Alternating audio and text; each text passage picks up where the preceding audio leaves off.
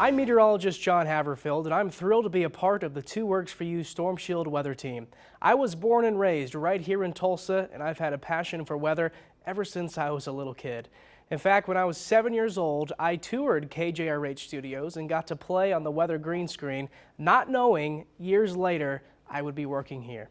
I attended Bishop Kelly High School, and I'm a proud graduate of the University of Oklahoma. Before coming to Channel 2, I was the weekday meteorologist at a TV station in Waco, Texas for 2 years after college. And I will say that storm chasing is a big part of my life. I started chasing when I was 15 years old with my dad. Since then, I've seen over 50 tornadoes, many of which were right here in Oklahoma. My tornado videos have been seen by many national networks all over the world. I am so honored and excited to continue to chase storms and forecast the weather right here in my home state. The exact winds of a tornado are very difficult to accurately measure, so scientists developed a scale that estimates the wind speeds by looking at the damage. Stormshield meteorologist Taft Price introduces us to the enhanced Fujita scale. And the EF scale is the way that we determine the strength of tornadoes. Now, the scale is from EF0, the weakest, to EF5, the strongest. Let's take a look at an EF0.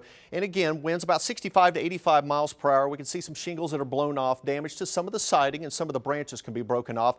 And small trees, they can be pushed over with those EF0 winds. Then we go up to an EF1 tornado. That damage about 86 to 110 miles per hour. We're going to see more significant roof damage. Also, exterior doors can be damaged and windows are broken. And finally, mobile homes can be overturned with those EF1 winds. Then as we jump up to an EF2, that's winds of 111 to 135 miles per hour. Roofs can be torn off of well-constructed homes, and those homes can also be shifted off of their foundations. Large trees snapped or uprooted, and cars, at least some small cars, could be tossed in those EF2 winds. Then up to EF3, tornado damage, we're seeing winds of 136 to 165 miles per hour. Entire stories of homes can be destroyed, and homes that are on weak foundations could be swept away.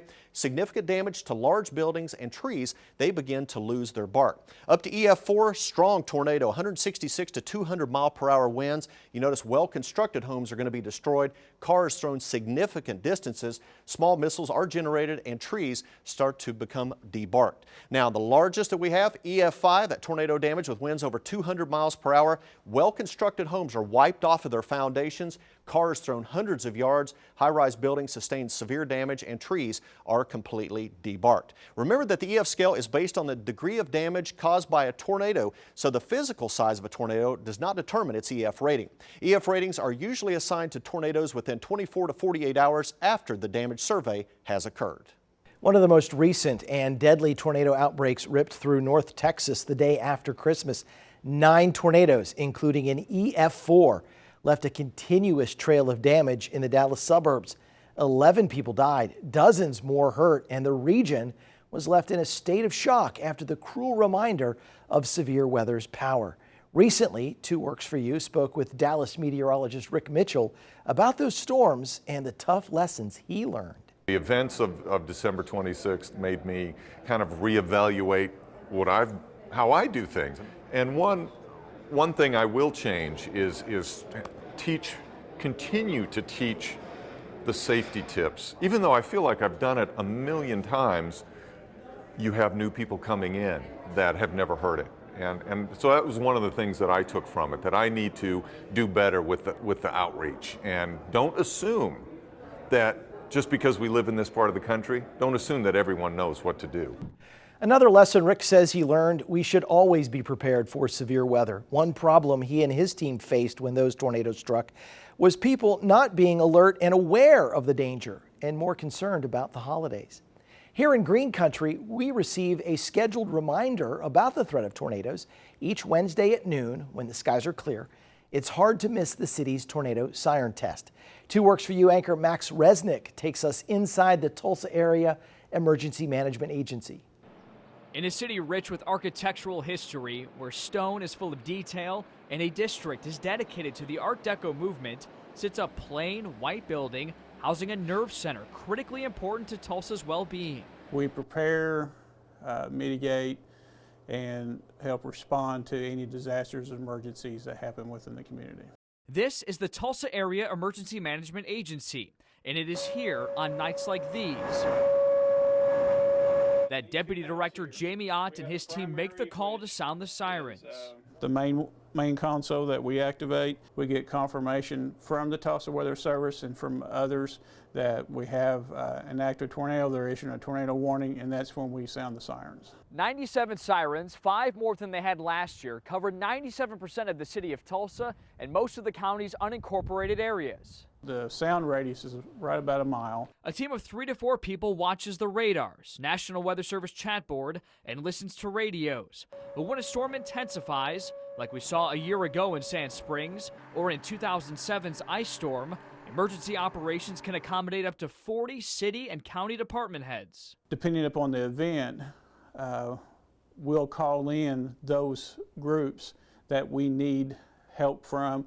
The Tulsa Area Emergency Management Agency does all of this on a budget of just less than $300,000 a year, a cost split between the county and city. Important resources that are especially needed, but hope are seldom used.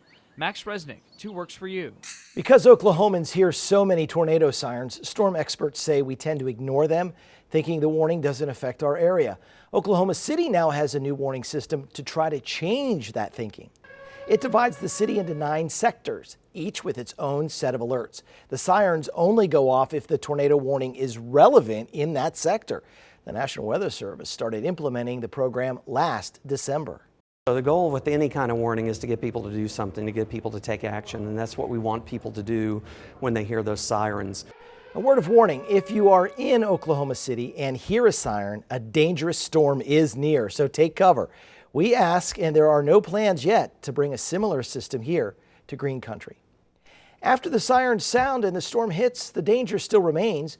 2 Works for You reporter Will Dupree has a checklist that every homeowner needs to know to stay safe in the hours after disaster strikes. Having your home ripped apart by a tornado can cause disbelief.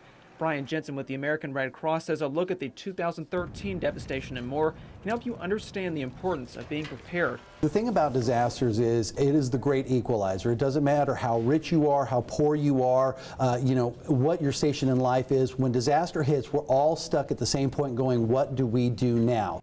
So what do you do if your home is the one damaged or destroyed by a tornado? Jensen says first check to see if your loved ones are safe.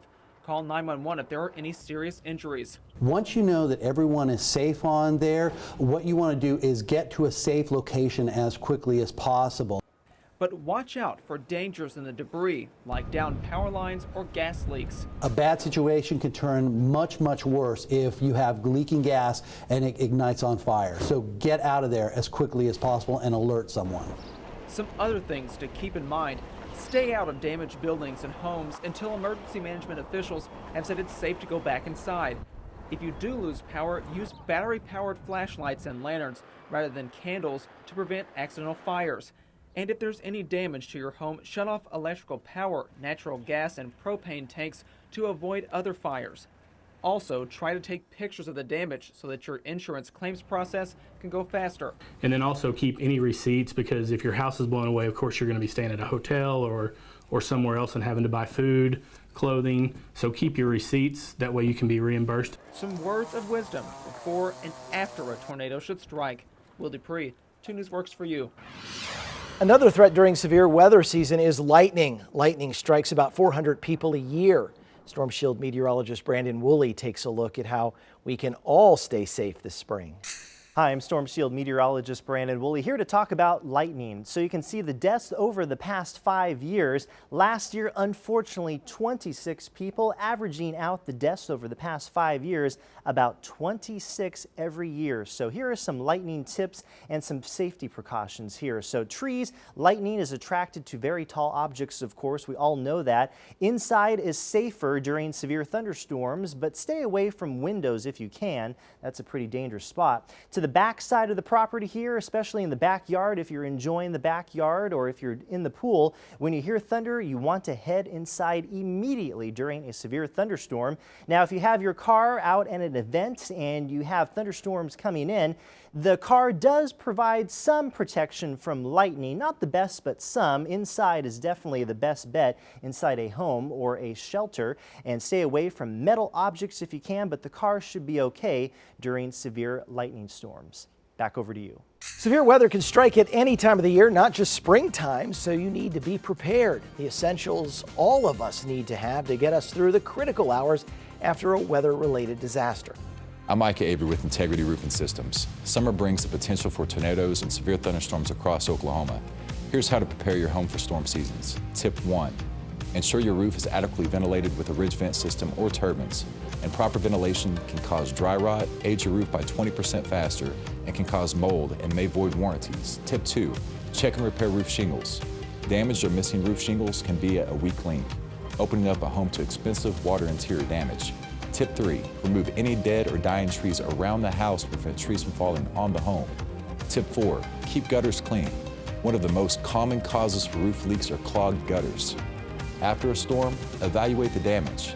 After inspection of the damage, contact your insurance agent to see if a claim can be made on your roof. To avoid complications with insurance claims, always take photos of property damage. This Storm Shield tip brought to you by Integrity Roofing Systems, LLC.